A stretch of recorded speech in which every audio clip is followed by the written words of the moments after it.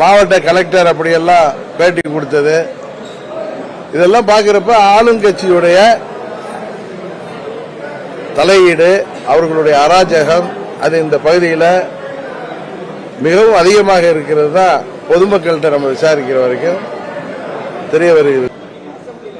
இல்லை, இங்கே கள்ளக்குறிச்சி சட்டமன்ற உறுப்பினரே அதிமுக சேர்ந்தவர் தான். இங்கே இவ்வளவு கள்ளச்சாராயம் காவல்துறை காவல் நிலையத்துக்கு பின்னாடியே வச்சிருக்காங்க. அவர் என்ன பண்ணிட்டு இருந்தாருன்னு தெரியல.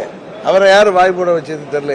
இவங்க அங்க போராட்டம் ரைட்டு, அவங்க எம்எல்ஏ இங்க இருந்தவர்னால இதை அங்க அசம்பிளியில ஏற்கனவே கொண்டு வந்திருக்காங்க. ஏன்னா போன வருஷம் முதல்வர் என்ன சொன்னாரு, அந்த மரக்காணம் கலவரத்துக்கு அப்புறம் எல்லாத்தையும் அடக்கிட்டோம், இனி ஒரு சொட்டு கூட கள்ளச்சாரம் வைக்கிறவர்கள் பெருமை பேசினாரு. அப்ப கூட சட்டமன்ற உறுப்பினர் அன்றைக்கு கூட சொல்லியிருக்கலாமே, அன்னைக்கு கூட அவங்க கட்சி தலைவர் பழனிசாமி சொல்லி இதை பிரச்சனை எழுப்பியிருக்கலாமே.